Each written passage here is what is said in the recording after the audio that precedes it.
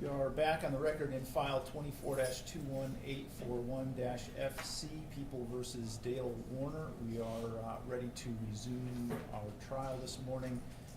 There is, as I understand it, one evidentiary issue that we need to address before we begin with respect to some photographs. Is that correct? That's correct, Your Honor. All right, Mr. McCready, if you want to address that now, you can go ahead. Thank you. So the people are seeking to admit photographs 254 through 258. They're of Detective Drewyor in a Canon safe. He will testify that this safe that he went to the store and took pictures of himself in is the same brand and similar size as the safe that is depicted in several photographs that have already been admitted from the spray barn. That was in the spray barn in the time frame of the crime here, late April 2021. He'll testify that he personally saw that safe and that the one that he took pictures of is approximately the same size. There is an issue that the bare picture itself does not, it's hard to tell what a human body would look like inside. How tight would it be, that kind of thing. And Detective Drewyor is obviously considerably taller than Dee Warner was, and the photos show, without any question really, that Dee Warner's body would have fit in the safe that is in the spray barn. In the defense opening, they have put at issue whether the defendant could have concealed her body with all the people on the farm and all the people moving around on Sunday the 25th, and also all the chores that he was accomplishing that day. The implication is, how could he have hid her body while he was doing all these things and all these people are moving around the farm?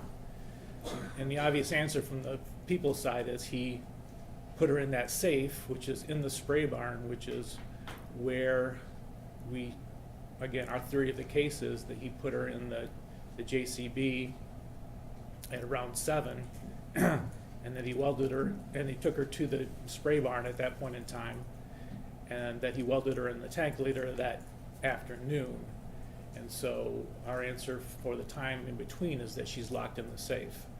We also have a clip that's already been, or part of an interview that's already been introduced where they were going to introduce, today, it's going to be stipulated to, where he's asked in October about opening the safes on the property, and he acknowledges that he will open them. So for that reason, we think it's relevant. We've also indicated to the court the People v. Castillo case, which is at 230 Mich. App 442. It's a 1998 case. In that case, there was a demonstration padlock that the people introduced as a demonstrative exhibit. It was similar to the weapon that was supposedly used. There's a witness in that case who said they saw a silver or gray shiny object in the defendant's hand. The people's demonstrative exhibit was a different color, but otherwise similar. Other witnesses in that case heard a popping sound during the assault, and the victim had indicated that he saw the defendant carrying a padlock. And the court admitted that demonstrative exhibit as illustrative of the people's theory of the case, that the defendant had used a padlock in the assault. We've also cited a number of, or at least indicated to the court that we would be citing a number of unpublished cases. Granted, those are persuasive authority, not binding on the court. But in People v. Lewis in 2020, the prosecutor created a full-size replica of a grow room to show the layout of the grow room and how the various people were positioned and how certain things could have happened according to the people's theory given the layout of the room. In Bogseth in 2018, there was a distinctive hammer that was allegedly used that was not in evidence, but the people were able to use one as a demonstrative exhibit, a similar one. Ballinger, 2008, an AK-47. Brown, 2003, a rifle, Gant in 2000, a cane sword. Again, these are weapons that were similar to the ones that witnesses said were used in various assaults. The last one I'd like to highlight is in 2017 in Batchelor. It was a murder case where there was an issue about whether the defendant had been let into the victim's home or had broken in. And so the people used as a demonstrative exhibit a video of the officer in charge using a credit card to open the victim's locked door. And in that case, when the defendant was arrested, he had credit cards on him, and there was testimony that the lock wasn't the greatest lock in the world. And so the court said that was a fine demonstrative exhibit where the people were attempting to show how easy it would have been to use a credit card to open the victim's locked door and ultimately get in to kill her. So I think all these cases show that where it's relevant to the people's theory of the case and showing, okay, here's a picture in this case of how we are alleging this could have happened. It's admissible. There's nothing unfairly prejudicial about pictures of Detective Drewyor in a safe, and so for that reason we would ask to be allowed to use those photos as demonstrative exhibits. Thank you, Your Honor. We object to the photographs as being irrelevant and, even if relevant, unfairly prejudicial because they're based on an assumption. So in Castillo, the issue was the padlock, but there were people who testified as to seeing a silver gray and shiny object in the defendant's hand, and while the person, when they were shown the demonstrative padlock, said it was similar but of a different color. So there was testimony about someone actually seeing that padlock. Likewise, in Ballinger, there was essentially a stipulation that the victims died as a result of multiple gunshot wounds, so then the gun became relevant, the demonstrative gun. Here, there's literally no evidence that Ms. Warner was ever in the safe. There's no bodily fluids, blood, DNA, hair found, fingerprints of hers, nothing. There's nothing from Dr. Cho indicating that, yes, her body had been once placed in a particular position.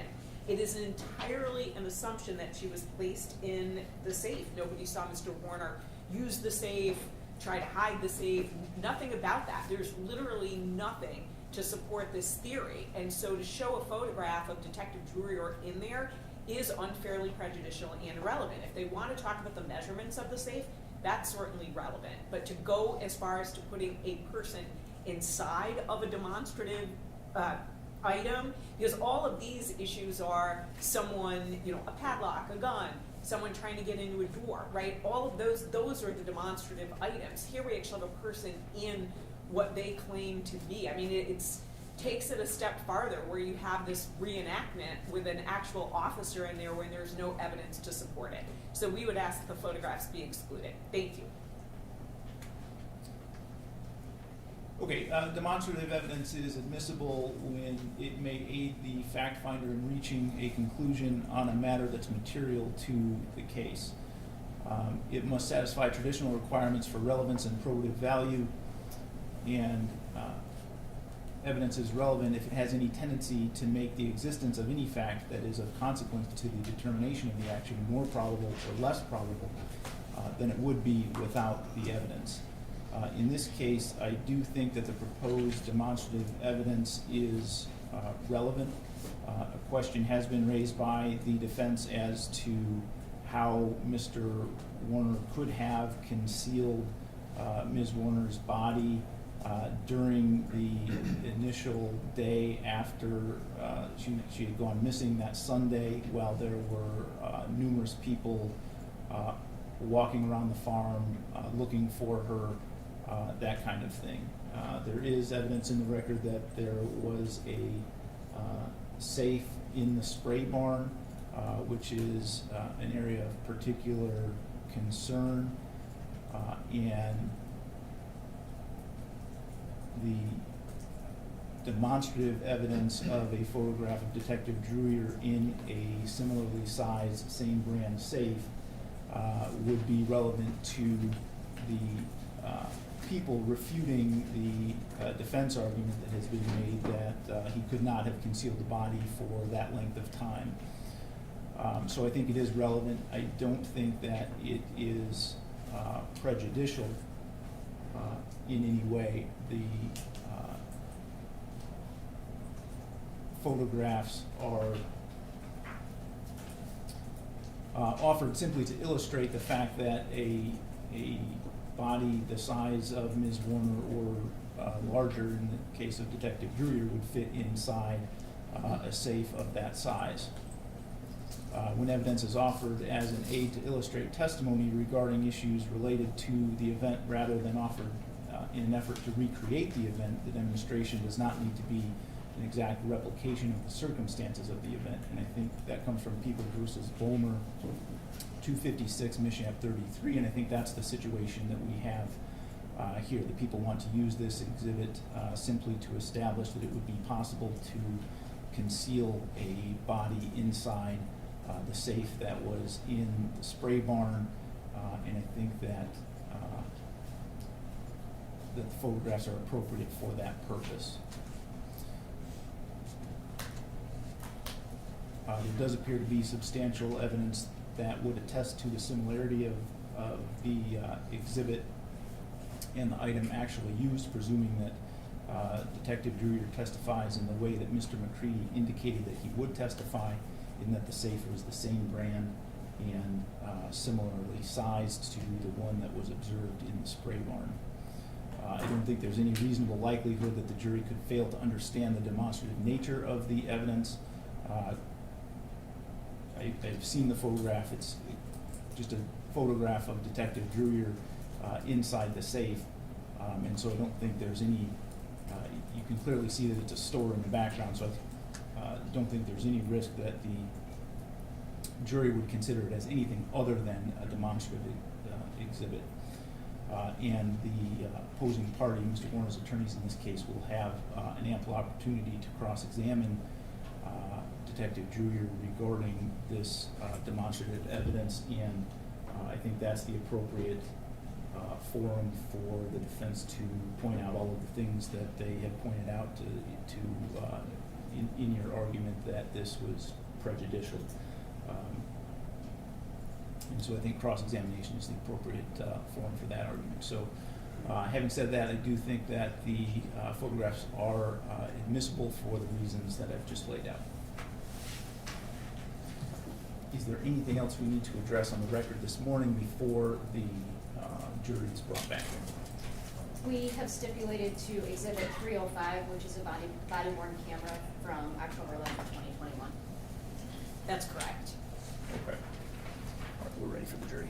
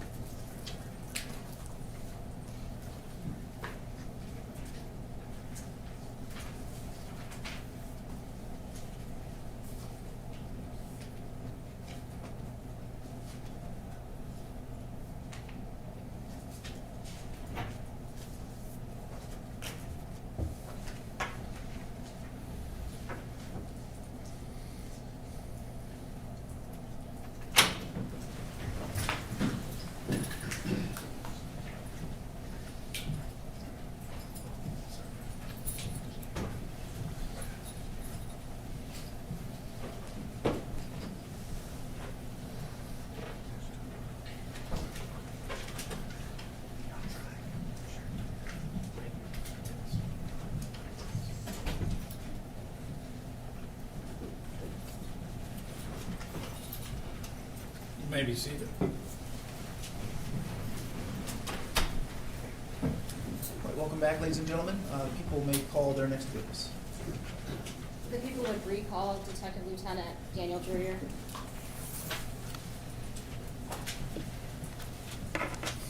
Raise your right hand. You swear or affirm to tell the truth, the whole truth, and nothing but the truth under penalty for perjury? Yes, sir. Go ahead and sit down.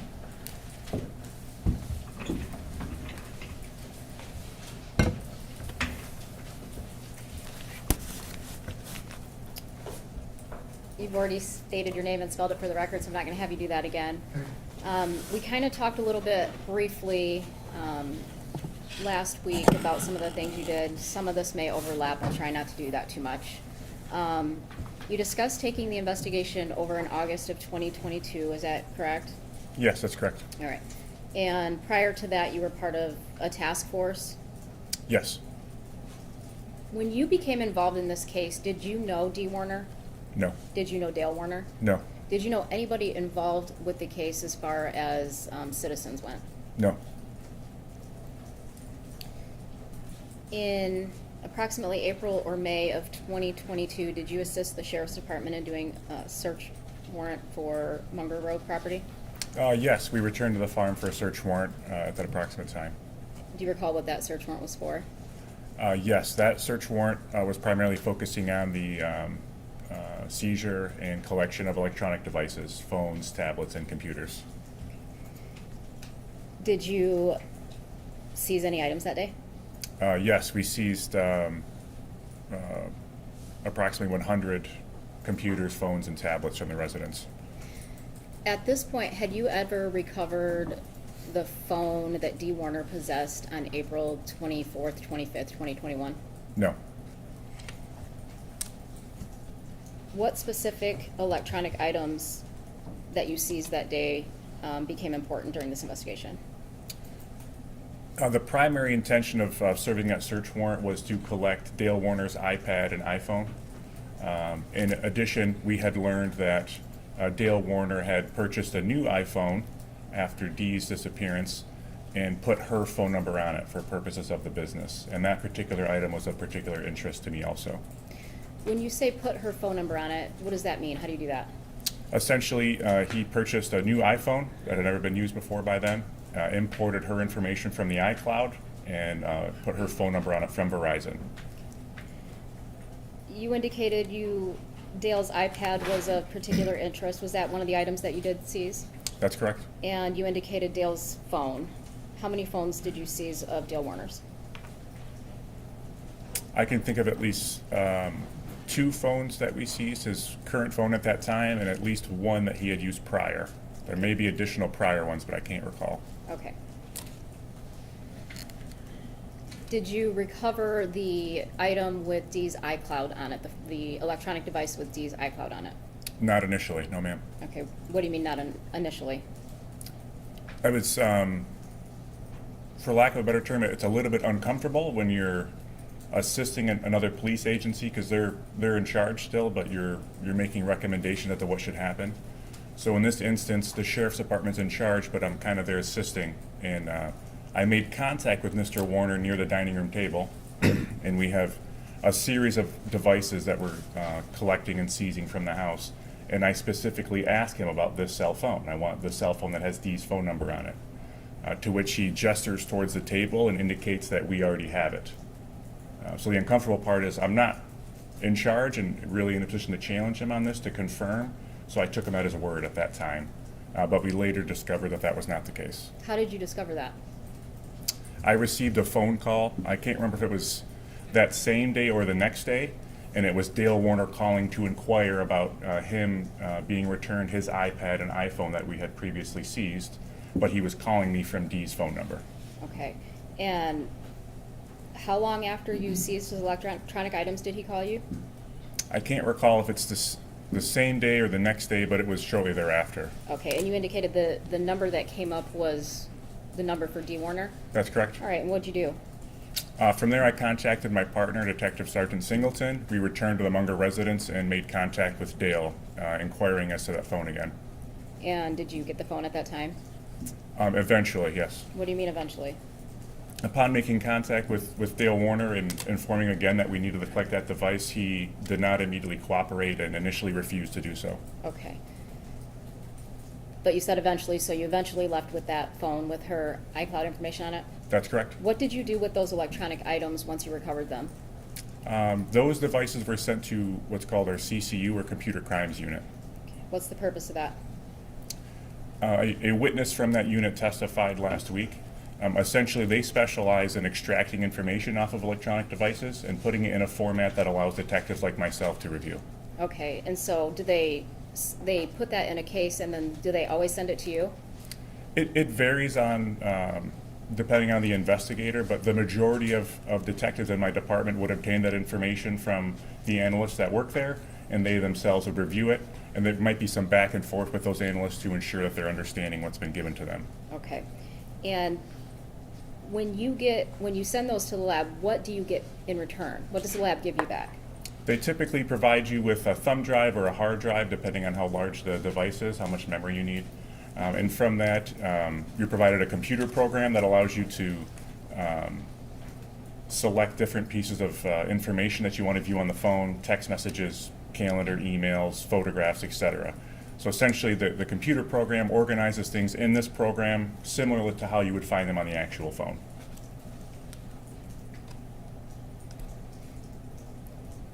Did you review any of those portable cases when you were conducting your investigation in this case? Yes. All right. Which ones? I reviewed every portable case that was provided to me. There's, I couldn't tell you how many we had. There was a lot. In October of 2022, did you execute a search warrant for OnStar? Yes. Okay. Why? I knew from reviewing Dale Warner's cell phone from his portable case that the Sheriff's Department had completed that at approximately 7:08 a.m. on 4/25 that he had accessed the OnStar application, and I was inquiring to OnStar as to whether or not they could tell me what he did from his phone in relation to that car. That was of particular interest to me. Okay. And so, did you get those records back? Yes, there was some back and forth with OnStar, but eventually we get those records after some time. Did you have those records back when you interviewed the defendant on December 20th, 2022? No, we received them from OnStar after that interview. May 23rd, 2023, did you interview Rob Brisky as part of this investigation? Yes. And why did you do that? Through the investigation, we had good reason to believe that Dee Warner was involved in an extramarital affair with Rob Brisky. So making contact with him and interviewing him about his relationship with her and where he was during the time of her disappearance was of particular interest to us. Did the information you have about the affair, was that a current affair? No, we had no reason to believe it was going on at the time of her disappearance, and we learned that it had ended months prior. The most recent it could have been was months prior. As a result of your conversation with Rob Brisky, what did you do? I obtained a search warrant for Delta Airlines and confirmed that Mr. Brisky had purchased a ticket to Florida, and I also obtained some credit card records to see that he had regular and consistent charges in the state of Florida at the time of Dee Warner's disappearance. I also spoke to another individual that said that she was with him the whole time in Florida. From the time you get involved in April or May of 2022, throughout the course of the investigation, what's your focus?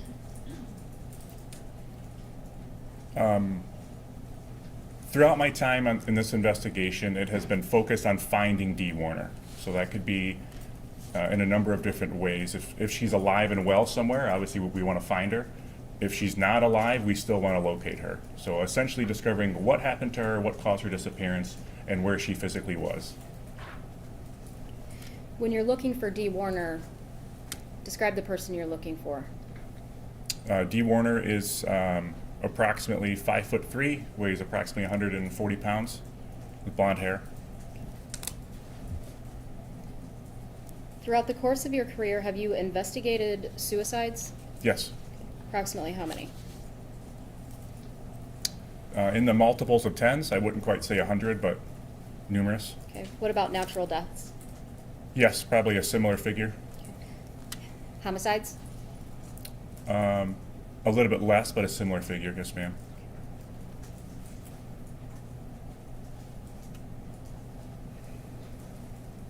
When you start doing these things to follow up, did you follow up on any of the defendant's statements regarding proof of life? Yes. Okay. What statements did you follow up on? There were several things Dale Warner stated that we investigated.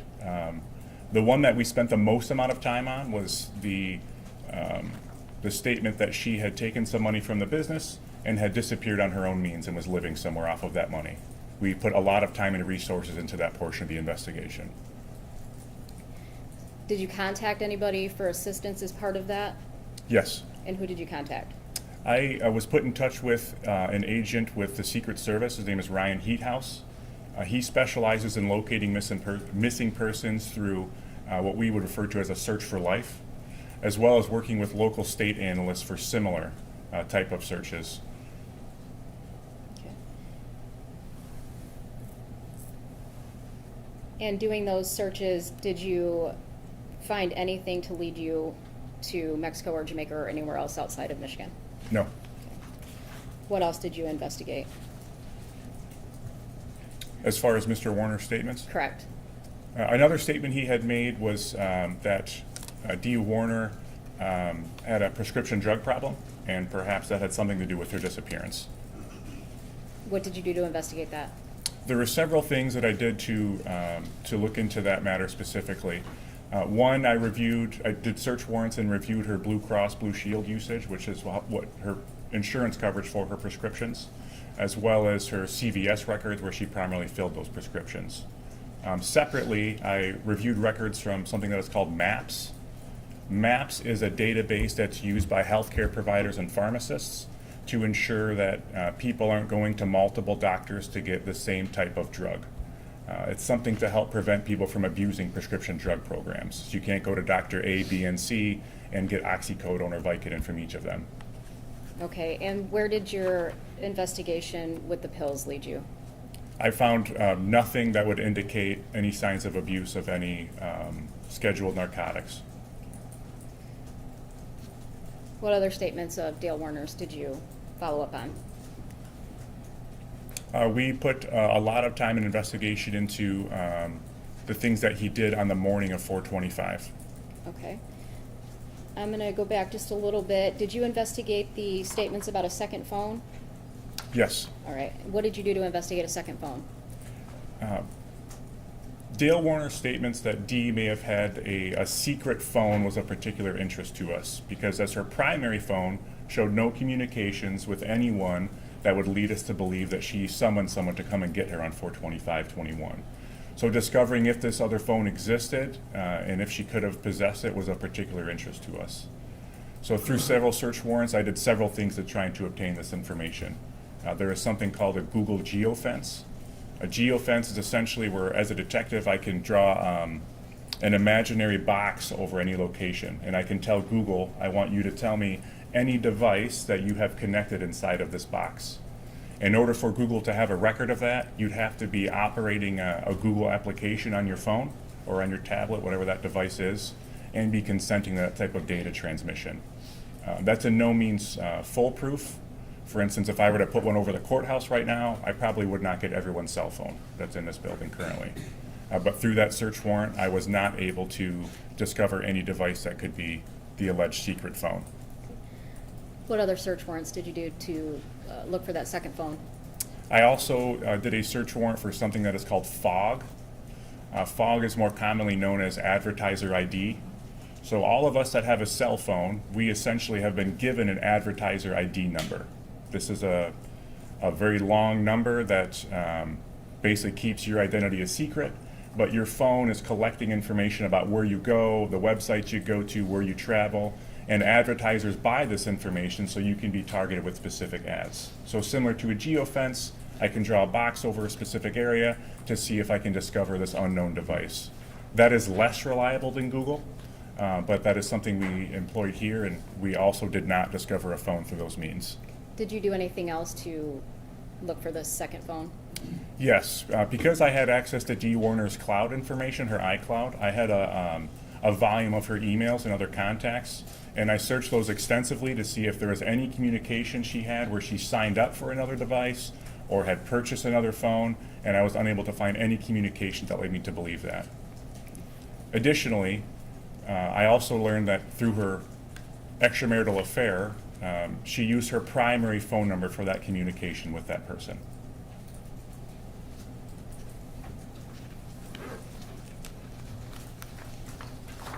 Why was that important to your investigation? In my experience, the assertion that somebody may have a secret phone could be indicative of someone having an extramarital affair. So for someone to have an extramarital affair but be utilizing their everyday phone number that everyone else would indicate that that secret phone is less likely to exist.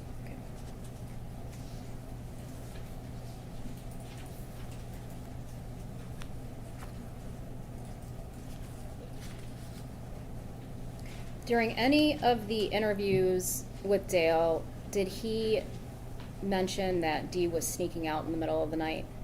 No. Okay, and if you're investigating a missing person, is that important information to know? Absolutely. That would be an important piece of what I would call someone's pattern of life. Last week, we saw items that were seized by the FBI, and in the exhibits 179 through 183, exhibit 192 and 193, which were the pink planner, the loose sheets, and the black planner. He indicated in there on March 21st, 2021, that Dee Warner had snuck out in the middle of the night, correct? Yes. All right. Same thing on March 23rd, 2021, correct? Yes. And both of those had a time frame of after 2 o'clock in the morning, correct? Yes, ma'am. And did you do anything to look into that claim? Yes. As viewing that in Mr. Warner's notes, I did a comparison for the usage of the OnStar application and saw that he did not check her location at those times, which I found to be interesting. I'm going to show you People's 224, which is the OnStar record, SRT 110, page 78.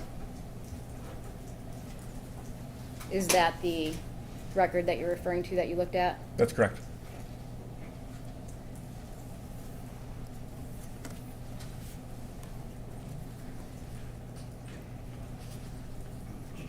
Again, in the notes from the FBI, the pages that were seized from Dale Warner in October of 21, the defendant has March 21st, 2021 in those notes after she snuck out, drug dealer, question mark. Has defendant ever mentioned anything about a drug dealer to you? No. Okay. Well, yes, I'm sorry, he has.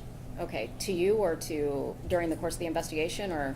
Well, I guess I might maybe paraphrasing. He didn't use the term drug dealer. I think he used the term drug cartel.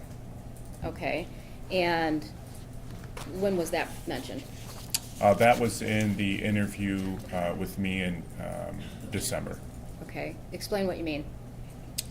When detailing what he believed happened to Dee, his wife Dee Warner, he stated that he believed that she escaped to Florida or somewhere near the border and had escaped on a secret $10 or $20 boat ride and was living in Mexico or Jamaica with the drug cartel. Okay. Anything else about any local drug dealers in Michigan? Not that I recall, no ma'am. Okay.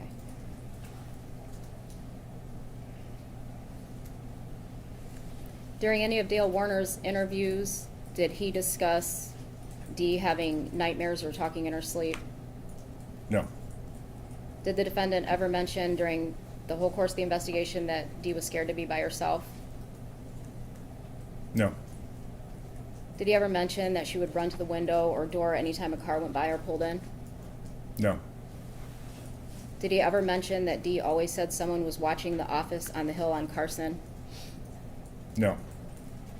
Again, all of these things being in his loose leaf pages, his notebooks and journals, do you think that would be something important to relay to an investigator investigating his missing wife? Objection, speculation.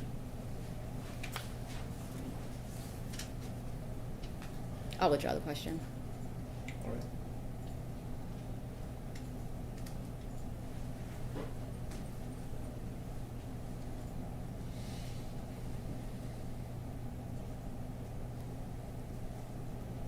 Do you ever mention anything? Did the defendant ever mention anything to you about Dee being paranoid? Yes. Okay, and what was that? He made a statement during one of his interviews that when asked about tracking the Hummer, using the device in the Hummer, that Dee was just paranoid. Did he mention he was not in fact tracking her? That's correct. That was his statement about that device.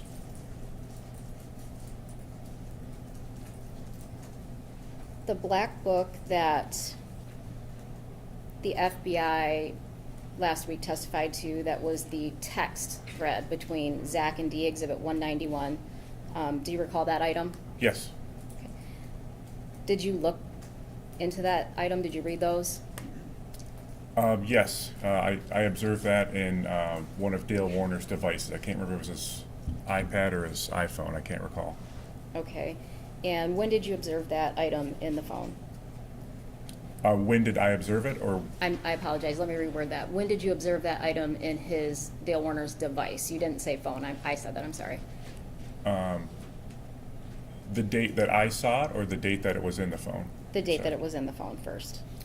It was in. It was placed on the device in December of 19.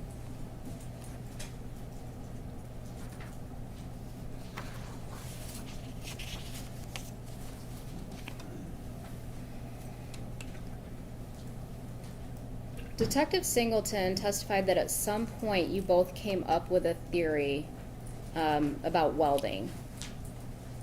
Can you describe that to me?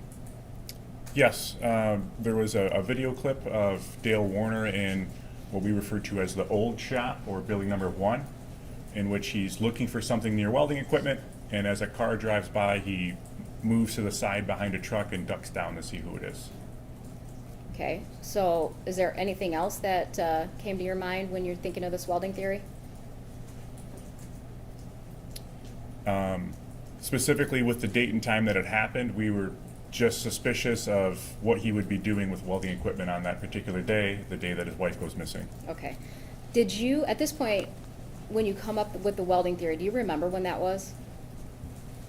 We first started assisting in March or April of 22, and we took over full-time beginning of August of 22. It was sometime in between there, but I don't recall specifically. Were you still assisting the sheriff's department at the time? That's correct. Did you notify, well, who was the officer in charge of the case at that time? Kevin Greca. Did you notify Kevin Greca that you believed that welding was involved? No. Why not? Kind of going back to what I described as kind of the awkwardness when I'm at the dining table with Mr. Warner. It's not my investigation. I'm just making recommendations on what I've seen from their investigation. So I wasn't entirely sure it would be appropriate for me to air that type of opinion. And separately, we were very conscious of the fact that somehow information was being leaked from the sheriff's department. So I wasn't totally sure who I could trust there, to be honest with you. When you say information is being leaked from the sheriff's department, do you know if it was from the sheriff's department, or do you just know it was law enforcement? I know it was law enforcement. Okay.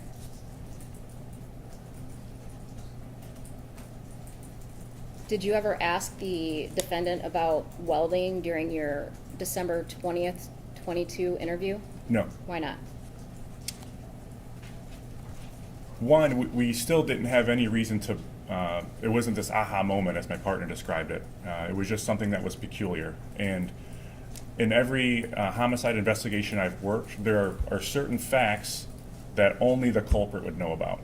And so you want to keep those pieces of information very close to your chest, because once you say it, then everybody could know it. So welding specifically, if it was involved, that wasn't something we were comfortable with confronting Mr. Warner with, based on the limited information we had at the time.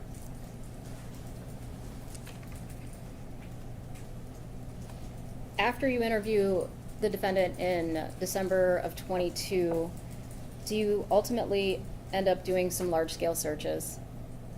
Yes, in May of 2023. Okay. And again, approximately how many acres did you search? I believe it was over 3,000 acres, but I don't have an exact number. What land did you search? Whose land?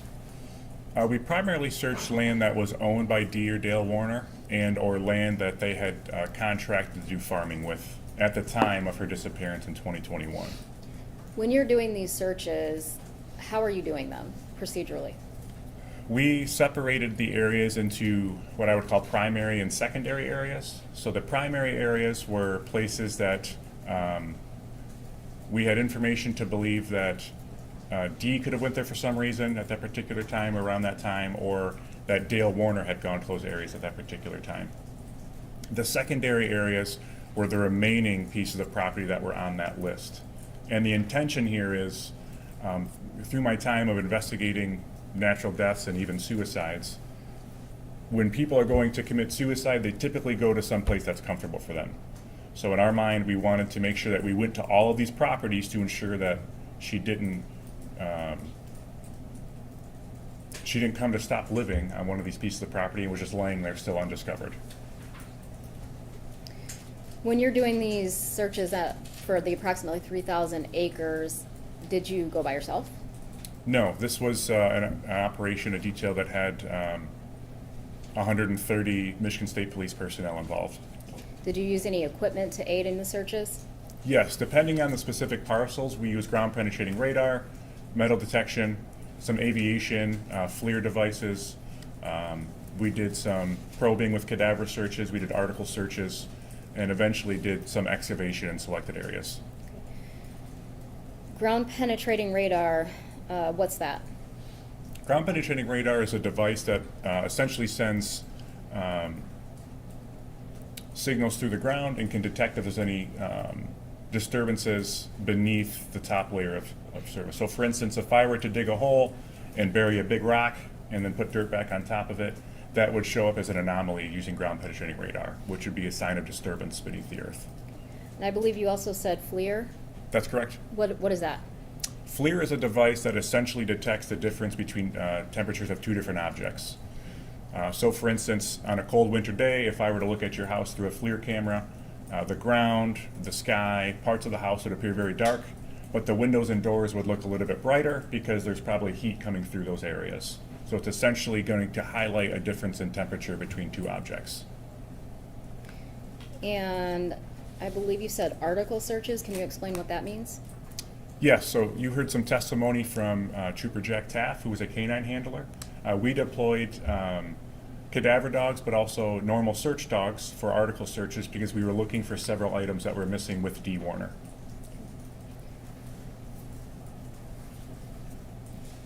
What items were you looking for? She was known to be missing with her purse, her phone, her passport, her driver's license, what is referred to as her go bag, which had some makeup and hair products in it. And then you indicated metal detection. Correct. What were you using? We were using numerous different handheld metal detection devices on those searches. Okay. Why? We were still operating under the assumption that she could be welded inside of something and that it could be buried. And now you're thinking buried. Now you added the additional buried. Why do you think she's buried at this point? Aside from the copious amounts of land that Mr. Warner had available to him, he also had numerous pieces of heavy machinery. It would be easy to dig a hole and bury something. Additionally, I had discovered a Google query on his phone. I'm sorry, on his iPad. On his iPad. Okay. And why did that Google query make you think that it was underground? The specific thing that was queried through Google on his iPad was, I'm slightly paraphrasing, but what to do with a 1,000-gallon IP tank. So the information I had in front of me from that portable case we discussed earlier is it shows me specifically what was searched, and in this instance I also had a link to what was eventually clicked on. When I clicked on that link and viewed the video, it was essentially instructions showing you how to bury a tank of that size.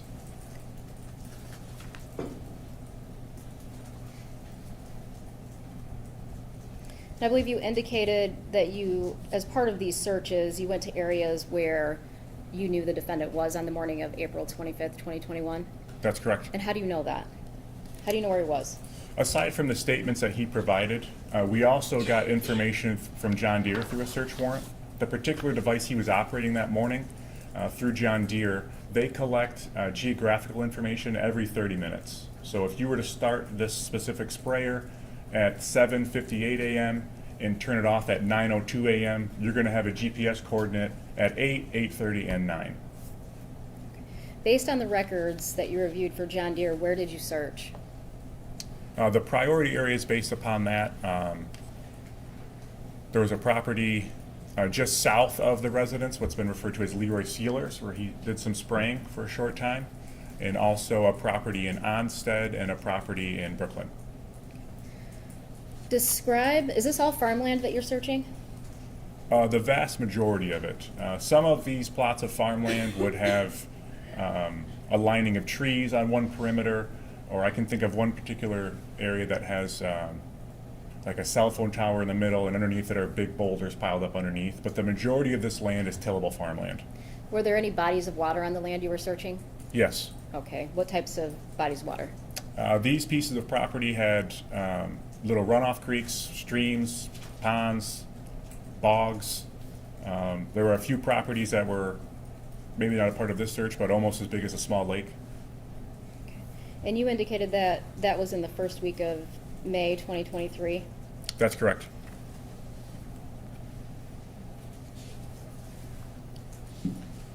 And I believe Detective Singleton testified about the searches in May of 2023. Is that the same search that he testified to? That's correct. All right. And so May 4th, Detective Singleton indicated that you guys went to the Paragon Road property on the north side of the road. Do you recall? Yes.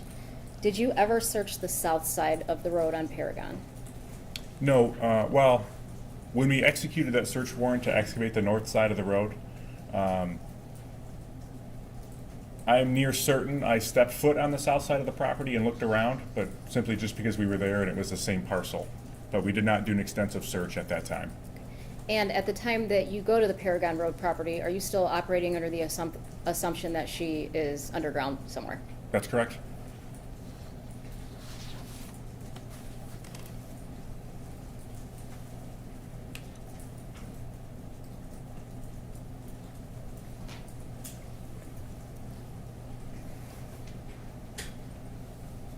In January of 2024, did you return to the Munger Road property to do some type of reenactment? Yes. For what? Specifically at that time, I wanted to see what you could do specifically with the front end loader, or also known as a JCB. Those two things are the same. If you were to pull it to that back door. Additionally, we did some experimentation with Dale's commercial sprayer that he was driving that morning. That's separate. We did some experimentation with a separate sprayer of a similar nature somewhere else. Okay. I'm going to show you People's Exhibit 122. Was that part of your January 2024 reenactment? Yes, so that is the exact JCB that Dale owned on 4/25/21. Okay. And why is it located here? That is where Dale Warner indicated that he parked it when he returned to the house. People's 123? What's that? That is the same position it was in the previous photo, but in this instance, I took the photo from the side to see the bucket. I should note, the bucket was capable of getting all the way up to the door, but our operator was a little worried about leaving some damage behind, so we just got it here instead. Okay. You also indicated you did some kind of reenactment with a John Deere sprayer? Yes. Okay, and why did you do that? For two different reasons. Are you referring to when we used a sprayer that was not Dale Warner specifically, or specifically his sprayer? You mentioned it. I located someone totally unrelated to this case that had the exact same commercial sprayer that Mr. Warner did, and I was curious to know if you could travel the distance necessary and spray the ground necessary in return in the time frame that he left initially on that morning. So essentially, he leaves the first time, states he goes to Leroy Sealers, sprays 10 to 12 acres roughly, and comes back. I was curious to know if you could do that exact thing in that time frame. Okay. What'd you find? We found that that was possible and within the allotted time necessary to do so. Okay.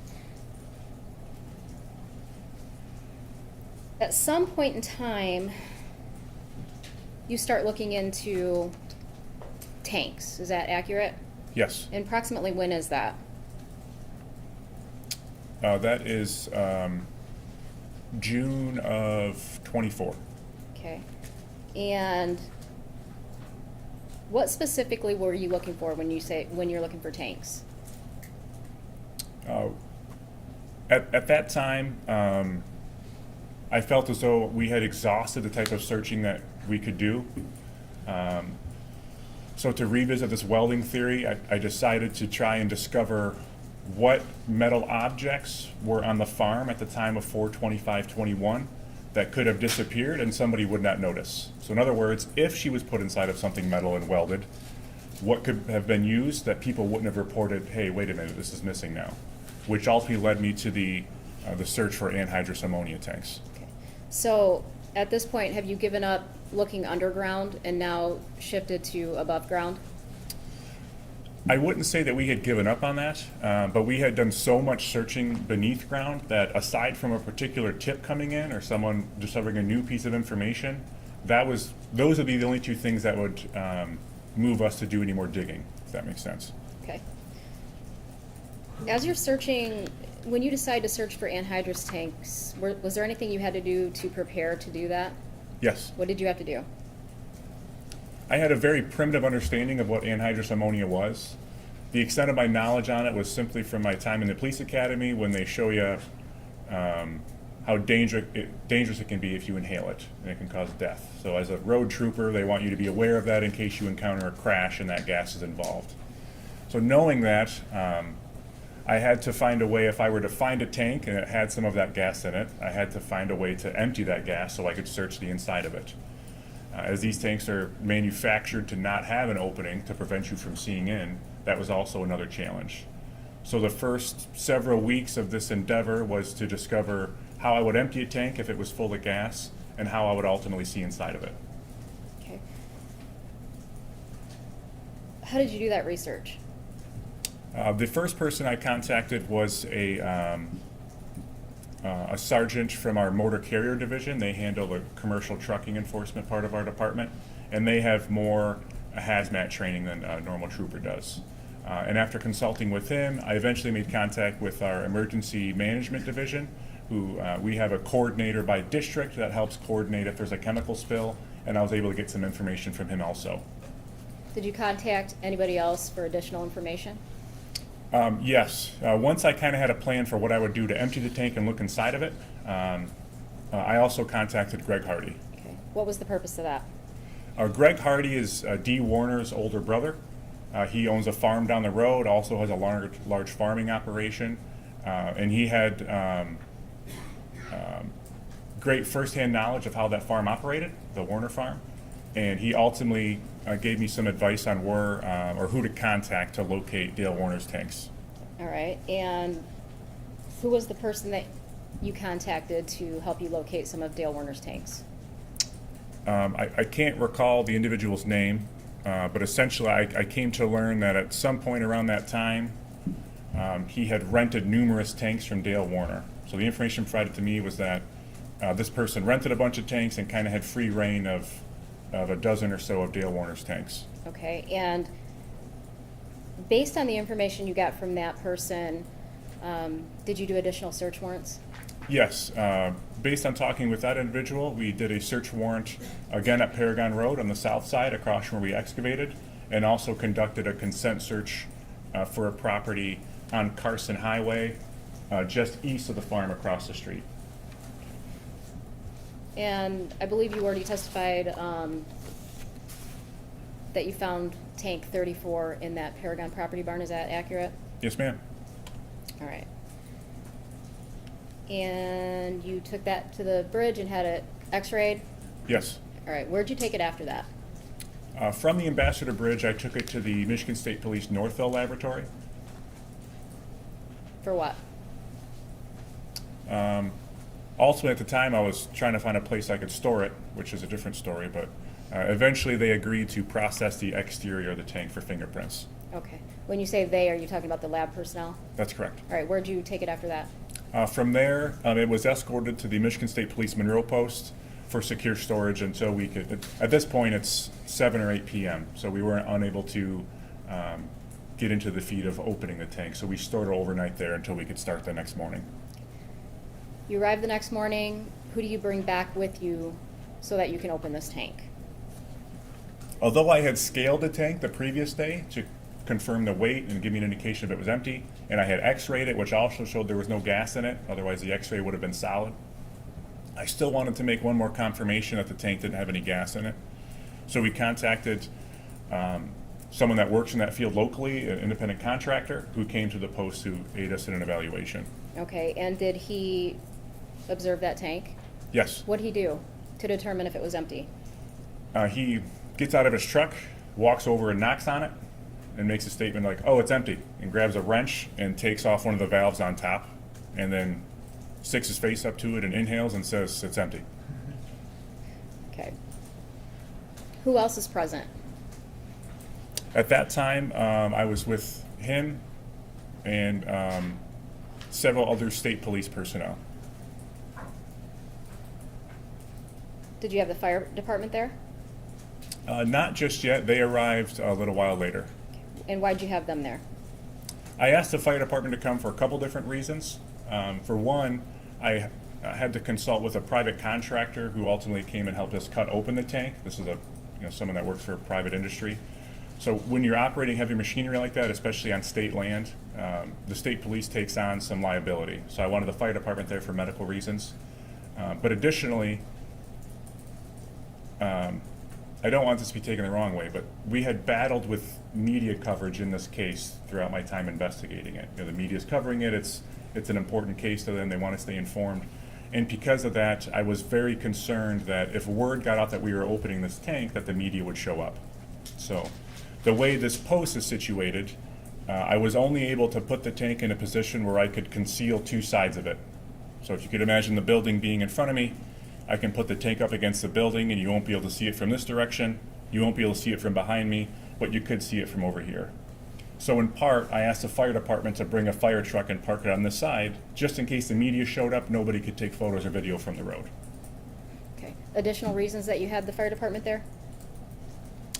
The lab requested that they be present in case there was any toxins inside of the tank. So after you've determined that the tank is empty, what do you do? We had contacted a private company to come and help us open it up. So we elected to make some cuts into the end of the tank that was still factory welded, so not the post-factory weld that we had discovered. I wanted to preserve that for evidence. So the first thing I asked them to do is to cut me a small hole so I could see into the tank. So as he's cutting this open, who's all standing right there? Me, the gentleman that's cutting it, I think he had a partner with him, and there may have been a fireman nearby and another state trooper. Did you have any protective gear on, any face masks? No. Okay, and did the gentleman that was cutting open that square for you to look in, did he have any face mask or protection? No. Okay. After he cuts that square open, what do you do? He made one initial cut, and I think I asked him to make it a little bit larger just after that. But my intent with this opening is I wanted to see inside and take some videos and photos on the off chance that when we're finishing the cigar cut, if you will, to open it completely, I was worried that we would disturb the contents. So I wanted to get some photos or video of the interior before there was a chance for that to happen. So you stated that he cut the end off, cigar cut. What do you observe when he cuts that end off? There is something wrapped inside of a blue tarp, and there's also a piece of steel, maybe about this big, that I later learned to be a baffle. A baffle is something that would sit vertical inside of the tank that when you're driving would help keep the liquid from sloshing back and forth, essentially. Okay. There's People's 108. Is that the item that you're describing? Yes, the baffle is that square piece in the bottom, and the blue tarp is the other item that I described. All right. After you make these observations, what do you do? From there, we started to remove the blue tarp from the tank. When you say the blue tarp, are you just removing the tarp, or are you removing the whole The human contents? remains inside of it and the blue tarp at the same time. All right.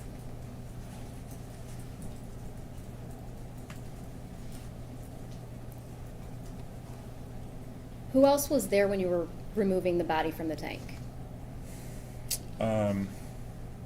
Myself and several troopers, the company that helped us open the tank, the fire department was still present, and several members from the lab. I don't recall anyone else. Was there a medical examiner investigator that was present? Yes, ma'am, thank you. Okay. After you pull her body out of the tank, what do you do with it? At that point, the medical examiner is in charge of human remains. So they essentially take legal custody of it. It's the human remains in the blue tarp are placed directly into a body bag. That is then sealed with, it's not a lock, but a seal with a label on it, so we know that it was closed and not open until the actual ME starts their autopsy the next day. And from there, it's escorted to the medical examiner's office in secure storage. From the time you take the body out of the tank until you place the body bag on it for the ME, did you take any of the tape from the tarp or any other items? No, we're not allowed to. Okay.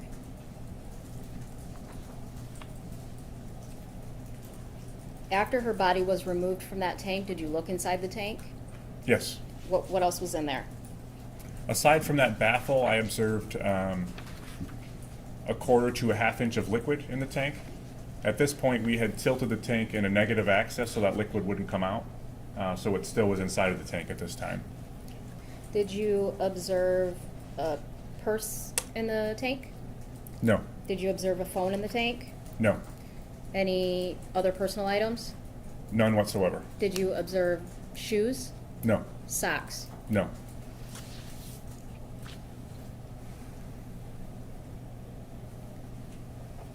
Did you attend the autopsy? Yes. Did you watch Dee Warner being taken out of the body bag? Yes. Were you present when Dr. Cho opened up the tarp that contained Dee Warner's body? Yes. Okay. What did you observe inside the tarp? I observed the remains of an adult female wearing pajama-like clothing wrapped in duct tape. There were a few small pieces of jewelry on her person, and she was barefoot. No socks? No socks. No shoes? No shoes. Did you observe any of her other missing personal items, such as her purse or her cell phone or her go bag in there? No. No other items. After the autopsy, what did you do? Did you secure any items from the medical examiner? Yes, from the medical examiner's office, we secured all of the personal effects located on Miss Warner, so her clothing and jewelry, as well as the duct tape that was bound around her, the tarp, and the duct tape that was wrapped around that tarp. Did you send any of those items to the lab? No. Why not? There's several parts to that answer. So in general, before you can submit something to the lab, you have to wait until it is dried. So for instance, just as an unrelated example, if you were to have someone that was stabbed with a knife and they were to have blood on that shirt, we can't send that to the lab while it is wet. We have to hang that somewhere to dry before we can send it for examination. In this instance, we took all of those items and hung them to dry in a secure storage area. Lab personnel came to that secured area to review those items with us, and based off of the current state of those items, they essentially would not dry. We were unable to process anything that was inside of the tank around her person because of the condition that it was in. I'm gonna have, can you hand him People's Exhibit 234?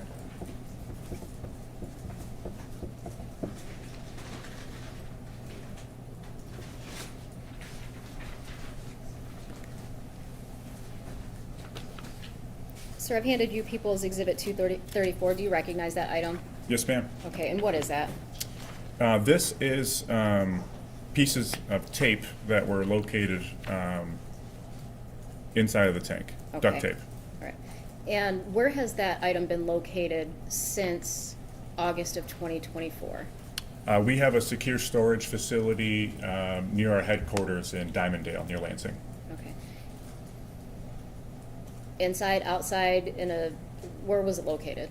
It's been in a large steel shipping container. Essentially, all these items have been hung to dry, essentially, since then. And is that duct tape, is that dry today? It is dry. So in order to present it to court, it has a very strong odor, so I couldn't put it in a paper bag or produce it outside of this plastic bag. In order to prepare it for presentation today, we have attached it to this piece of cardboard just so it would stay upright and sealed it in this plastic. And just from sealing it in the plastic within days ago, you can see some mold and bacteria growth because it's still moist. It's still not dry, unfortunately. And is that why you cannot send that item to the lab? Because it refuses to dry, yes ma'am.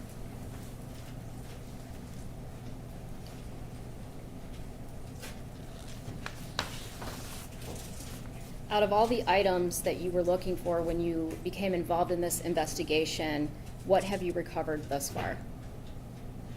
To date, as we sit here today? Can you ask the question again? I'm sorry? Yes, out of all the items that you were looking for, including Dee Warner, since you became involved in this investigation, what items have you recovered up until today?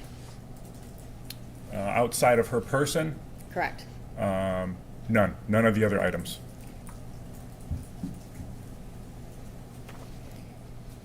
After you discovered Dee Warner's body, did you reach out to somebody to ask questions about the welds? Yes. And who was that? I made contact with a welding expert by the name of Justin Schmidt. How did you get Justin's contact information? Through my time specifically investigating homicides or other more serious crimes, it's not uncommon for us to reach out or try to find a local expert in a specific field. I can think of a death investigation I had that involved very nuanced medical data, and I reached out to a university, and a doctor there agreed to review records for me. In this instance, it was no different. I essentially looked up the local higher ed and came across Justin's name and just reached out to him. Did you know him prior to contacting him in August 2024? No, when I called him, neither of us had ever heard of each other.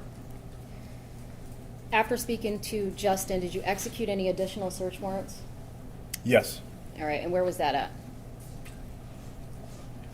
After speaking with Justin, we executed a search warrant back at the Munger farm. And I don't recall the specific date, but I'm near certain it was in August. August of 24? Yes, ma'am. All right. When you go do this search on Munger Farm, what's the procedure? Specifically for search warrants? Correct. So typically for a search warrant, you're going to secure the area that you're searching. Depending on that type of area and what you're doing would dictate the type of resources that you need for that. Okay. On this particular day when you did the search on Munger Farm, tell me how you conducted that. In this instance, at that time, Dale Warner's adult son, Jurer Warner, was residing at the residence on and off, depending on whether or not he had his younger sister, Lena. And based upon that, I would typically call him between 10 and 15 minutes before we arrived at the residence, which is not common practice. The reason why I would do that is I was very confident that nothing that we were looking for could be disposed of in that time before I arrived. And to be frank, Angelina had been through so much. If we could avoid her seeing a bunch of police back at the house again, I wanted to avoid that as much as we could. So in this instance, I did something similar to that. What items were you looking for when you went back to the Munger Farm? When we go back to the farm, we wanted to thoroughly investigate the type of welding equipment that was available, as well as chains, hooks, tarps, duct tape, paint. Okay.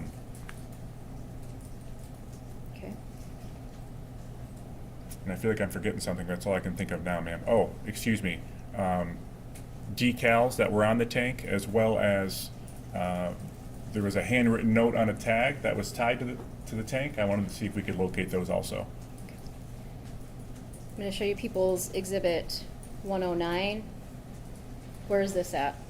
That is in what we call the spray barn, which is also known as building number 7. So you are standing on the south side of the barn, looking south, So there's a big bay door. If you're facing the bay door and looking to your right, that's where those shelving units are located.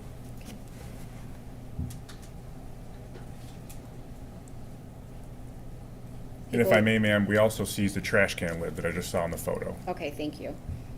People's Exhibit 110? That is one of the cabinets that was previously pictured, and if you look in the door pocket down to the left, there's a dark blue container. Inside of that is a roll of black duct tape. Can you hand on People's Exhibit 111?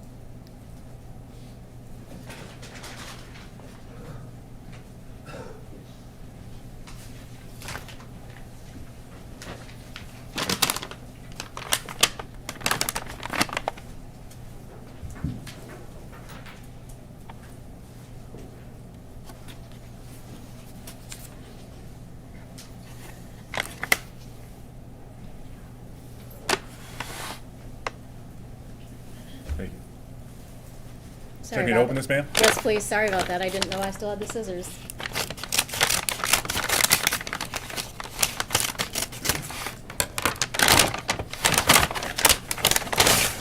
Roll of black duct tape. All right, and did you observe, where did you find that particular roll? That was the one that was just pictured. Okay. Right here in People's 110? That's correct. Okay. We were searching for and seized this because typically our trace elements portion of the lab, if I were to collect duct tape from the scene of a crime and I were to bring them a roll of duct tape, they can do what's called tear matching and see if that piece was the last piece torn off of the roll. Unfortunately, in this instance, as we discussed, the lab was unable to process those items. Okay. Did you seize additional rolls of duct tape, black duct tape on the farm? Yes, Approximately how many rolls? I can think of 2. And what color were they? Those were also black. Okay. I'm going to take you into the new shop. Can you hand him Exhibit 233, and do you still have the scissors? Yes, ma'am.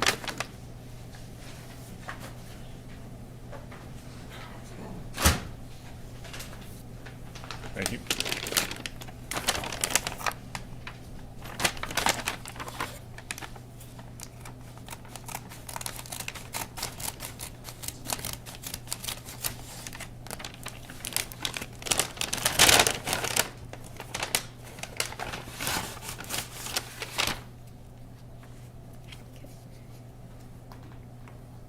What is that item? This is an ammonia decal that is similar to the one that we discovered on the tank when we discovered it. Where did you get that item from? There was a storage desk, kind of looked like a drafting table with wide, narrow shelves. And inside of those drawers, not shelves, I'm sorry, inside of those drawers were a series of stickers just like this inside of the new shop, which is also known as building number 5. I'm showing you what's been marked as People's 116. Is that the location that you found those? Yes, ma'am.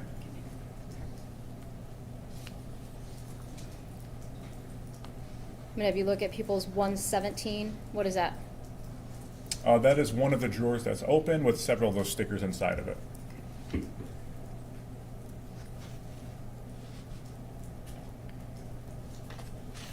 you hand him Exhibit 119, please?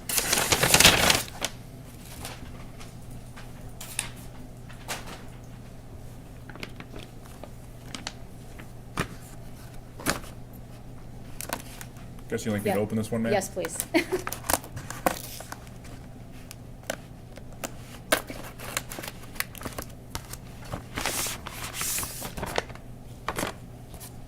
Can you identify what that item is for me?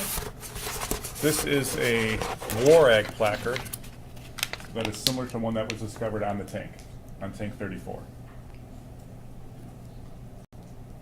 Thank you.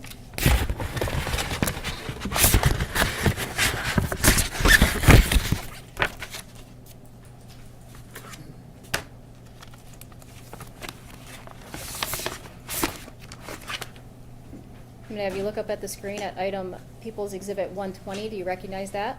Yes. What is that? That was one of the drawers that just had miscellaneous number stickers that were similar to the numbers that we found on the tank. Similarly, People's Exhibit 121, is that same thing? Correct.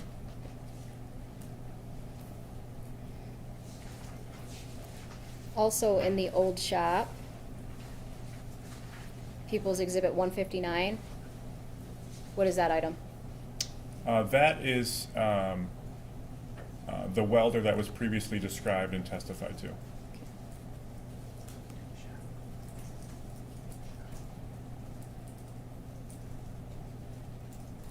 And what location was that one? That is what we call the new shop, which is also in building number 5. Okay. I'm going to show you People's 293. Again, what are those? Those are also additional welders on the property. Okay, what location?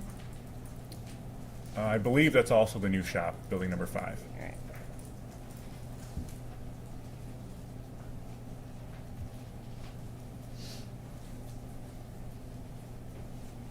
I'm going to show you People's 115. What is that? That is inside of the old shop, so building number 1. Kind of right where the number 1 is on this map is that small narrow corridor that leads to a small office. And within that office, I'm going to have Craig Lee hand you People's Exhibit 304. Can you describe to me what you found in there? After you open it, sir.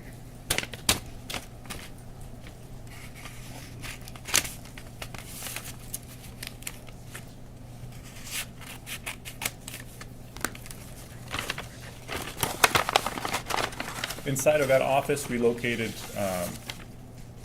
numerous of these manila tags, which match the type of tag that was on the tank with the handwritten note on it. On tank 34? That's correct. Okay.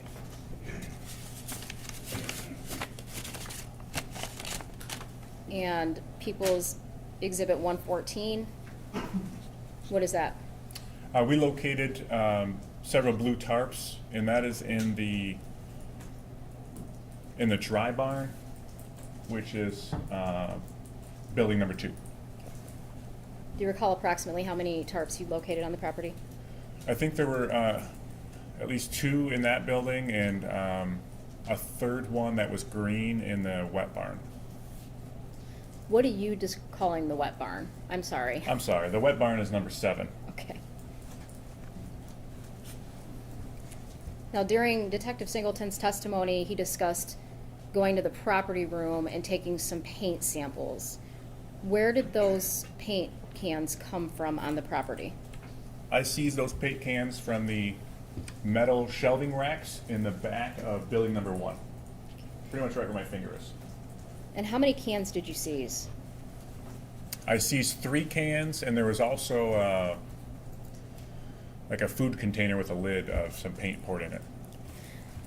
How many times do you think you had been on the Munger property previous to executing this search warrant in August of 24? How many times in total? Correct.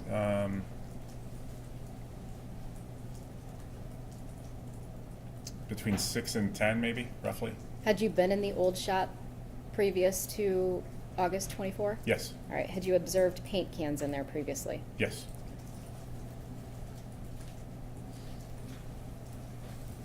While you were executing the search warrant, did you look for any safes on the property? Yes. Specifically where? I looked in the building number 7 and building number 5. Okay. I'm going to show you People's Exhibit 89. Is this the safe you were searching for? Yes. Okay. And you said also building number 5. Why did you look in building number 5? So this photo was taken by someone before I was involved in the case in the initial search the week of 4/25/21. Later, when I get involved in the case, that same safe with that same blanket, I personally observe it in building number 5. People's Exhibit 88, is that the Yes. photograph? Okay. Do you recall when that was that you observed it in that separate building? May of 22, I think. I'm not certain. Okay.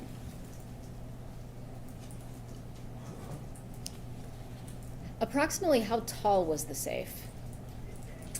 I can't recall in inches, but it's up to my chest. Okay. Approximately how wide is it? It's about 5 feet wide, How deep is it? 28 inches. Okay. You indicated it stood approximately up to your chest. How tall are you? I'm 6'7". Okay. What are you looking for this safe for? What's the purpose? The reason why I was looking for that safe when we returned for that search warrant is there were not many, if any, other objects inside of building number 7, the week of 4/25/21, that you could hide a body in, with the exception of this safe.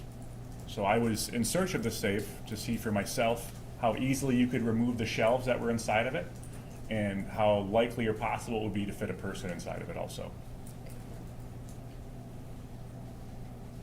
Did you find a safe that was similar to the one that you observed? Yes, What brand was it, if you recall? it's a Canon safe. Okay. And what did you do when you found the safe? Canon Safe manufactures 2 safes that are approximately that size, the one that was on the Munger farm at the time. And between those 2, I found the smaller of the 2. And upon locating it, I experimented with removing the shelves, which I did so in 30 seconds. They come out relatively easily. And I also got into the safe to see how much room there was. You got inside the safe in the Yes, store? ma'am. Okay. Who took your photograph? The store manager didn't want to be involved, so I put it on the timer and put it on a shelf to take my own photo. All right. I'm going to show you People's Exhibit 254. What is this? That's me laying inside of the safe. The safe that you've just described? Yes, ma'am. Okay. 255. The same? People's 256. The same. Just a different position? Yes, ma'am. Okay. 257. That is the front of that safe. Okay. And People's 258. That is the safe when I initially opened it with the 2 shelves. And those very similar shelves were in the safe that was photographed at the Munger farm. Those are the ones that came out within 30 seconds or so.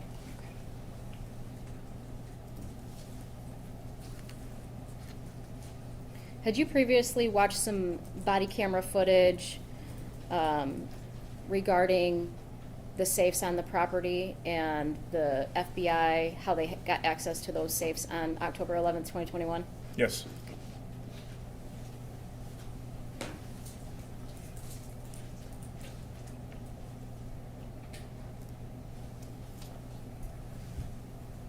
Give me 1 second.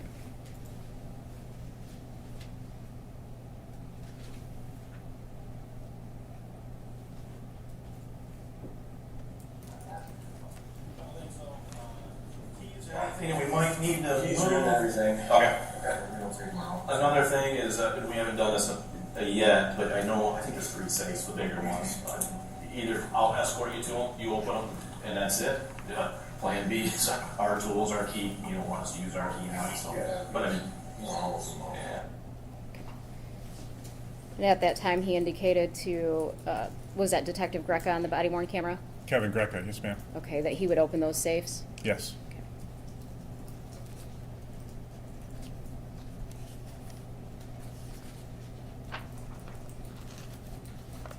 For the record, Your Honor, that was People's Exhibit 305 that I played for Detective Drewyor. Again, with you being inside that safe, can you tell me how tall you are 6'7", and your weight? about 230 pounds.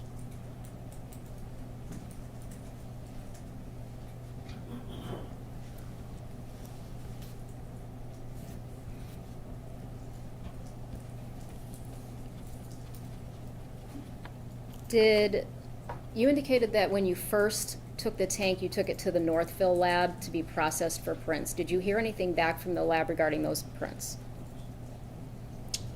To be clear, we had an x-ray that went to the lab to make sure I understand you. Correct. So after, I apologize, so when you have the lab tech come and take prints off tank 34, correct? Correct. All right, and as a result of her analysis, you get a report back, correct? Yes. And did you have somebody take Dale Warner's fingerprints? Yes, ma'am. Okay, and who was that? That was Trooper Meade, who's an evidence technician for the Monroe Post. Okay. And do you know what he did with those prints after he took them? Yes, he provided them to me, and I delivered them to the lab for comparison.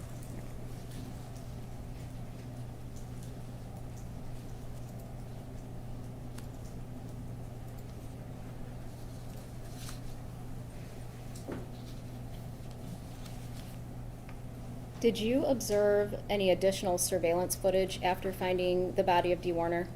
Yes. How much? Not as much as my partner, but a good amount. Okay. We watched a lot of footage with Detective Singleton earlier in the week, and do you recall seeing Dale on the JCB after the 6:39 timeframe of the tank appearing in the background? Is he on the JCB after 6:39? Do you recall seeing him on the JCB after 6:39 with Ivan? As far as I recall, Ivan uses it for trash, if I recall correctly. Okay. All right. I'm going to show you the old shop front it's 4/25/21 at 6:39 p.m. And where's this located? This is in building number 1, the old shop. Okay. And I paused it because the next time it activated, it's 6:46 on the screen. All right.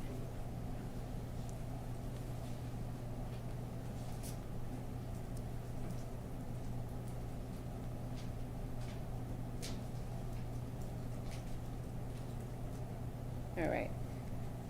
And did you recognize who that was getting off the JCB? Dale Warner?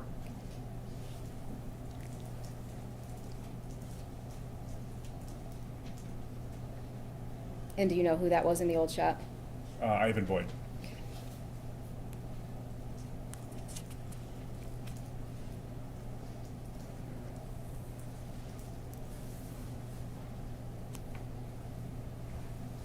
Did you look at any additional drone images or footage from the 427 search? Yes. Okay. I'm going to show you People's Exhibit 168. Okay. Was there anything during the course of your investigation that stood out to you about this photograph? Yes. All right, and what was it? There are, it's difficult to describe from this photo, but there are tracks through the grass leading around to the back of the burn pit. So if you were to start in the burn pit where the white tank is and go to the right around the other debris and back down towards the right-hand side of the screen, those tracks continue through the grass. And they head toward the direction of building number 7. There are not tracks that lead directly to that by no means, but you can see tracks around the grass heading towards that direction, and they lead essentially up to where the area of the tank is.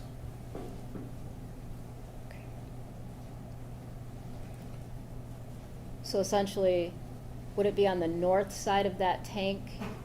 That's correct. And So then- there's something blue south of the tank, just to orientate. I'm sorry. Yes, so on the top of the top of the tank side, you can see the tracks leading up to it. Okay.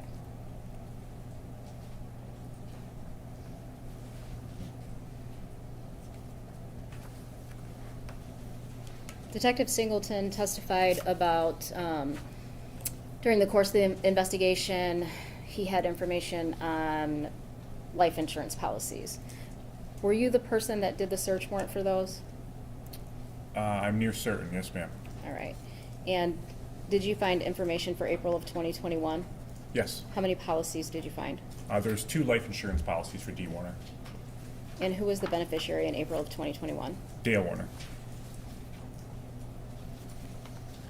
Throughout the course of the investigation, did you learn any phone numbers for witnesses? Certain witnesses? Yes. Did you learn Stephanie Vogel's phone number? Yes. Did you look through the defendant's call records to determine what time Stephanie Vogel called the defendant? Yes, she called him at 10:31 a.m. on 4/25/21. Why did you want to know that? I'm sorry. He indicated very consistently that the first time he knows that Dee Warner is missing is when Stephanie calls him, and that occurs at 10:31 a.m. Has he ever indicated anything different about how he found out that Dee Warner was missing? No, he's been very consistent in that fact. Throughout the course of the investigation, have you had communications with family members or given updates to anybody? Yes. Who? My primary points of contact, because Dee has several adult children, when we took over the case, they agreed that we would provide updates to one of them and they would kind of spread the information. So I primarily have contact with her adult son, TJ Bach. I also have on and off contact with Greg Hardy, and my primary point of contact for Mr. Warner was his adult son, Jurer. Throughout the course of the investigation, did the defendant ever contact you for updates on his missing wife or the case? The only time Dale Warner ever called me was seeking his iPad and iPhone back. Had you ever tried to contact him? Yes. Did you, at any point in time, tell him you were taking over the investigation? I called him when it was publicly announced, and I'm near certain I didn't speak to him, but I left a voicemail. You indicated that you also talked to Greg Hardy about certain things during the investigation updates. Is that accurate? Yes. How did you come to know Greg Hardy? I came to know Greg Hardy through the investigation as Dee's older brother. And did Greg Hardy give you tips throughout the course of the investigation? Yes. Like what? Greg Hardy gave me tips about certain pieces of land that he thought merited investigation, primarily areas that he thought we should excavate and do digs at. He gave me a tip about where Dee's wedding ring currently was. It has never been located since the week of 4/25. He would call me with kind of the local gossip, more gossipy tips that really sometimes don't really have any relevance towards evidence. Did you follow up on every one of Greg Hardy's, what he thought could potentially happen to his sister? No. Typically his tips would be a gut feeling or something he heard from someone, or in some cases he would hear a piece of information and perhaps was interpreting it a certain way that wasn't always the most accurate. Did you ever search Greg Hardy's property with his consent? Yes. Several times. And did Greg Hardy tell you where to search for the tank, or what tank to search for, or any information about the tank? No.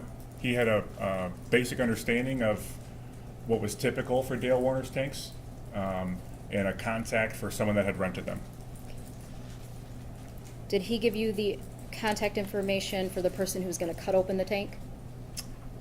He had, so we discovered the tank on a Friday, and I meet with the family to inform them that we're going. I was concerned that somehow there would be a media leak, and I didn't want them to learn that way. So I made contact with them in person, informed them of my intention to have the tank open the following day and make some confirmations. And he offered a metal fabricator that he knew personally to come and open the tank. But no, that is not who did that for us. All right, thank you. While Kevin Greco was still part of the task force, or it was still essentially his case, did you have communications with him? With Kevin Greco? Correct. Yes. Did you communicate with him after the case was over? I think I came across him one time organically through a law enforcement purpose, and then I provided him with a subpoena for the prelim, and that was the extent of our communication. Did he ever contact you after he retired in August of 2024 to give you any additional information about this case? I never saw or heard from him prior to coming to court. After the x-ray of tank 34, so you go, you find this tank, you seize it, and you take it to the bridge to have it x-rayed. Did you communicate with anybody in the Warner family? Yes. And who was that and why? I communicated with Dale Warner's adult son, Jurer. When you execute a search warrant, there is something that's called a return and tab. So for instance, if I were to come and search your residence with a search warrant, at the end of the search warrant, I would give you a copy of the warrant, and I would also give you a list of all the items that I'm seizing, kind of like a receipt. It's called the return and tab, or the tab. Through this investigation, I primarily served the return and tabs to Dale's adult son, Jurer. So in this instance, I x-rayed the tank. I have a pretty good indication of what's inside of it, and I called Jurer to inform him that I had executed a search warrant on Paragon Road. I had found an anhydrous tank with some anomalies, and that my intention was to x-ray it and cut it open if necessary to reveal the contents. And at that time, you had already x-rayed the tank, though? That's correct. Why did you tell him that? Through this investigation, well, investigations in general, information is power. And so when you have control of information, sometimes it benefits you to release it and sometimes it doesn't, like when we discussed the welding theory early on. In this instance, it was a benefit to me potentially to tell Jaren I had discovered specifically tank 34 and that I was going to x-ray it and cut it open so that I can later listen to communications between him and Dale Warner to see what that conversation would be like. And how would you be able to listen to communications between Jaren and Dale Warner? At that time, Dale Warner was at the Lenawee County Jail as an inmate. Okay. So explain that. Just, he's an inmate at the Lenawee County Jail. How are you going to listen to that conversation? Jail calls, as we would commonly refer to them as, calls you're making to and from the jail as someone that's incarcerated, those are recorded and monitored. The inmates are explained that, there's notices stating that, and they're informed of that every time they make or receive a phone call. So every single time a phone call is made or received, they'll get that notification? Yes. Okay. And did you become aware of a phone call in this case? Yes. All right, and who were the participants in that call? We discover the tank on Friday. I make that phone call to Jaren on Friday, and Jaren Warner and Dale Warner have a phone communication the next day on that Saturday. So August 17th, 24? Correct. Okay. Your Honor, at this time I'm going to play People's Exhibit 227. For English, press 1. Thanks. For a collect call. I know this initial part is pretty loud, but then once it gets into the phone call, the voice is softened, so I don't know if the court, if you want to handle the volume. Call, press 0. For a debit, please enter your PIN number now.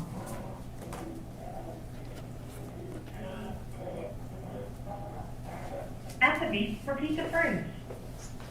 With Global Jelly, my voice is my password. With Global Telly, my voice is my password. Please enter the area code and phone number you are calling now.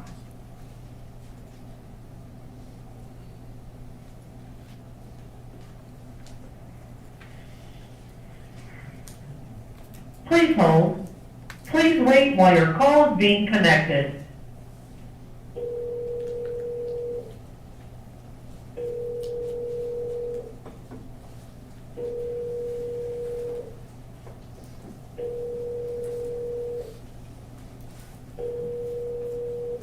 Please hold. Hello, this is a prepaid call from Dale. an inmate at the Lenawee County Jail. To accept this call, press 0. To refuse this call, your current balance is $40.71. This call is from a correction facility and is subject to monitoring and recording. Thank you for using GTL. Hello? Hey, Jim. Hey there, how's it going? Well, just got to eat lunch, so.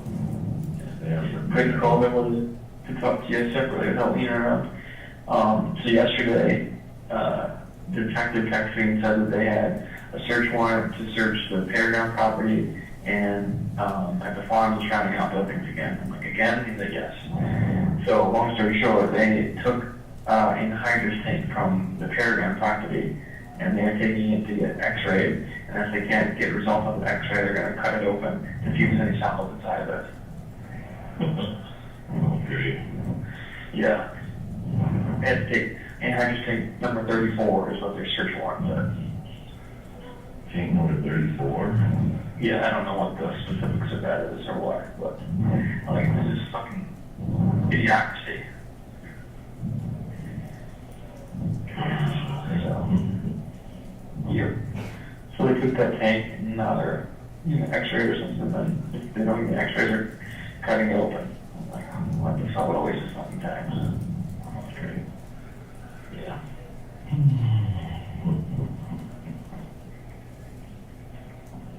Wow. That's not good.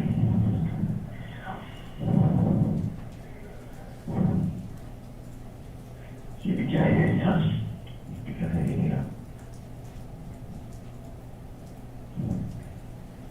Grandpa said he saw something on the news about it. They told me yesterday they were keeping it low key or whatever. It was only 2 detectives that were coming out, but I guess it wasn't low key. Well, lucky. Not on news this morning, I guess. Okay. Yeah. Some more bullshit. So when did they do this, yesterday? Yeah, yesterday. I don't know, give you the search warrant. They said that they see something, but then what they see, and they go up and like money time. Emailed me the search warrant. It's in the understanding 34.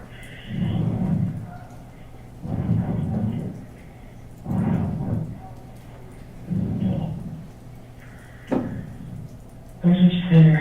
They don't have anything, so they're searching for anything. I guess something trying to make some bullshit up. Yeah.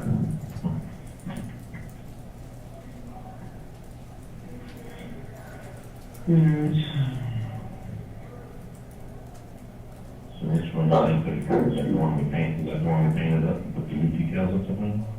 I have no idea which one it is.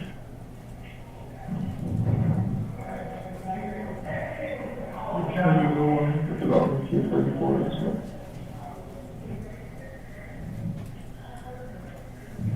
Send stuff to Mary, so she'll talk to you about it whatever later, but.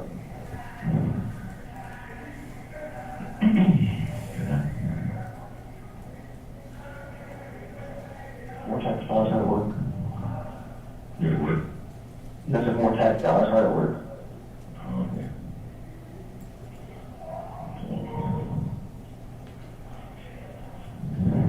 Kirby's just got here, just talking to me together, figuring out what you gotta get for school supplies, going out, I guess.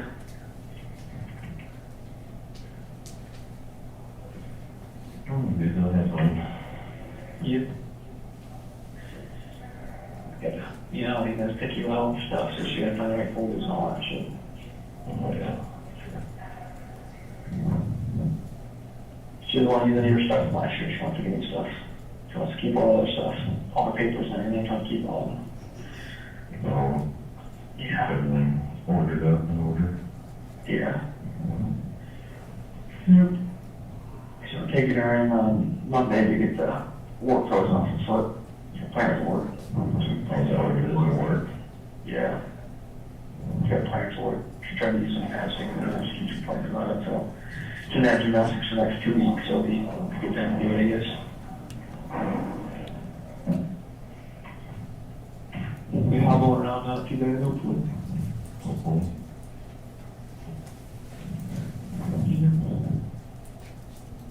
You end up getting books last night? Yeah, I got them, the other night, that was last night, yeah, it was last night, I brought them too late last night. Good. Yeah. I don't know, is there a number on it? I think there's 25 books in the series, and that might be like, no, I think it's 24, the 25th's not out yet. And that might be like 17, 18 or something you have. That's the number on?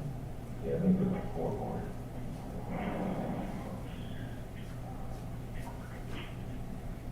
So it seems like the later ones have gotten better books. What's that? The last couple of them have used better books. Yes, yeah, the last one's a lot better.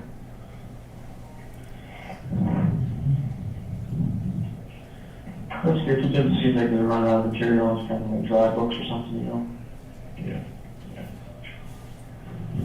Yeah, everything gets better and better.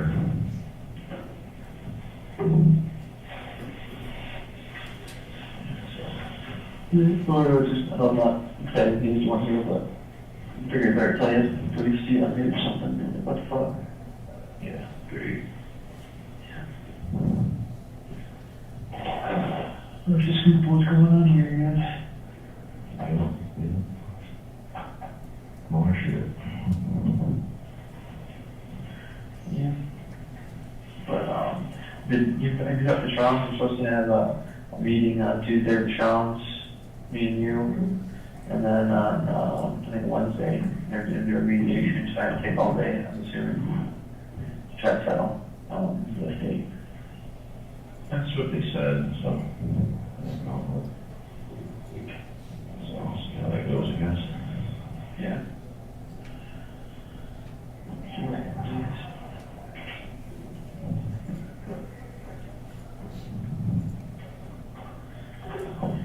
the right direction. Hopefully they'll get something straightened out with Sean's.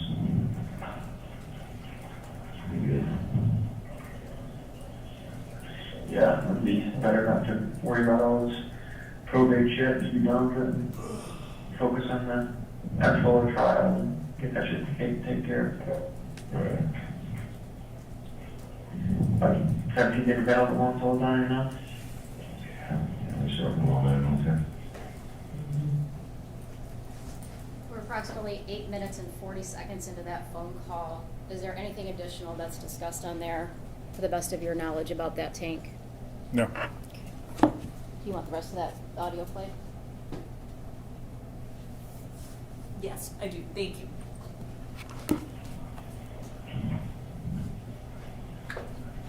So, When they came up with that, huh? yeah, I know. I don't know. I don't really think what's the sense of it, but whatever. Right.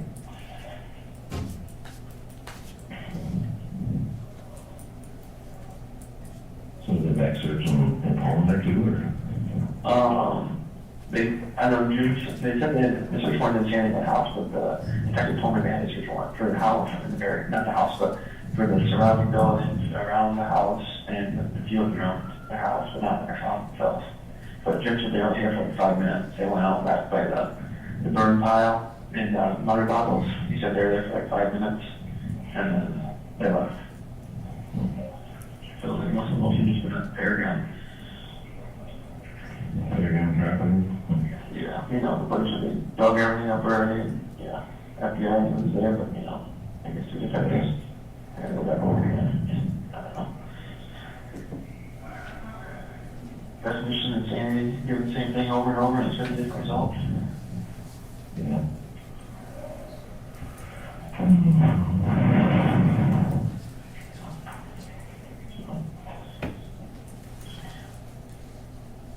Hopefully they has a good time with them.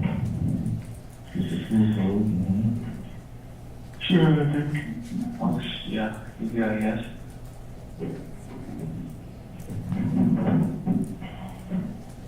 Thank you. Wait, yeah.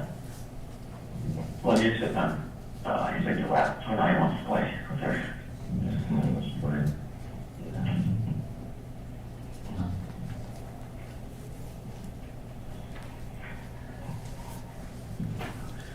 What'd you have for lunch? We've had beans and rice. Beans are our favorite, huh? No, my favorite, yeah, beans and rice. Ready? From here. Yeah, undercooked beans and rice. That's what it said. Undercooked, a little tough, were they? Yeah.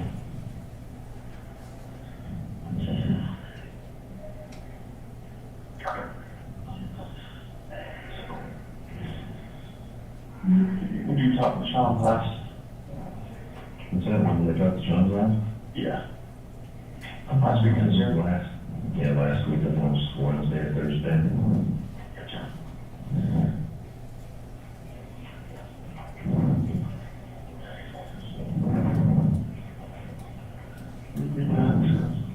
Spend all day, all week. I want to call. That's why I think it's a good mediation for anything that's guardianship shit. I didn't go on the phone for 4 or 5 hours and I didn't do anything.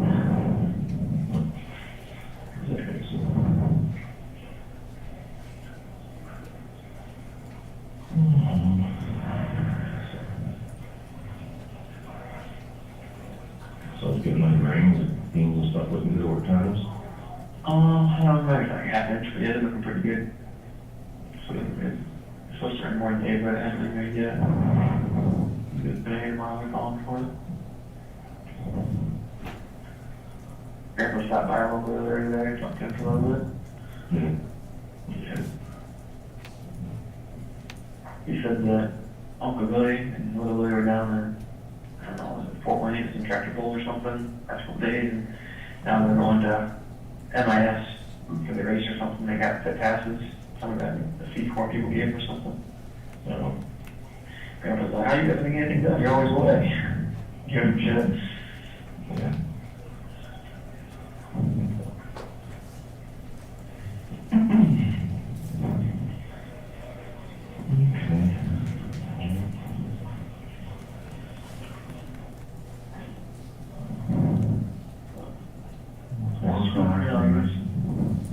out today?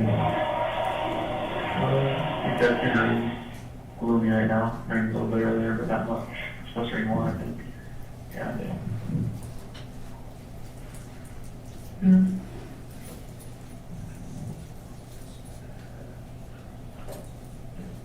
Maybe just making extra crispy Gary Clark from a mile away. Which makes sense. Yeah.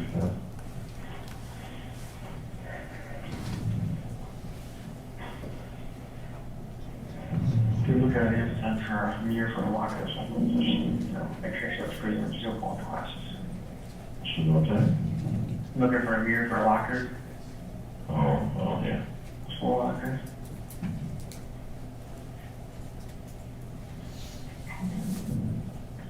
You know, let's check the toy stitcher still, our pens and folders and all that shit. What's that now?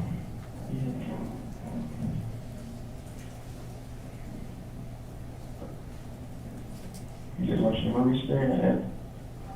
I started watching a little bit this morning, but, got getting kicked off, that phone call's coming in, so.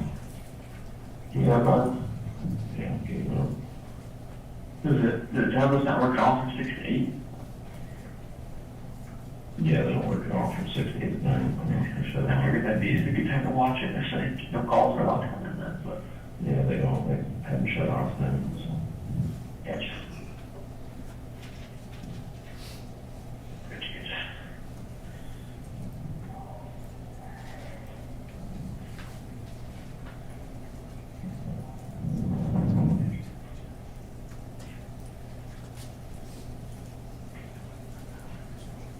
It's quiet here now.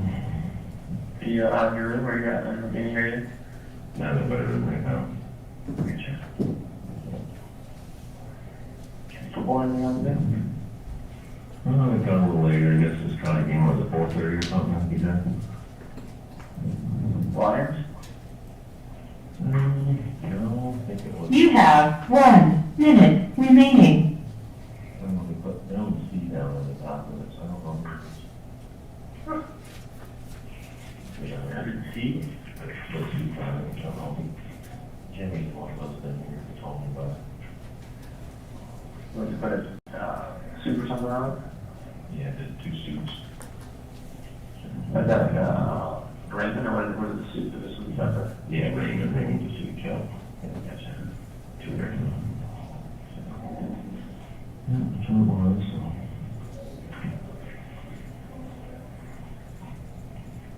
So you learn something, one something, lose something. Yeah, so it goes.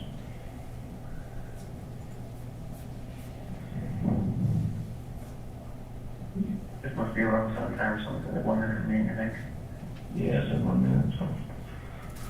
Okay, I will talk to them later after. Yeah, ready. Okay, sounds good later. Thank you for using GTL. I apologize, Detective. I was a little bit off the mark with the tank there. I have no further questions of this witness, Your Honor. You want to make the approach? You may- Just about timing, thank you.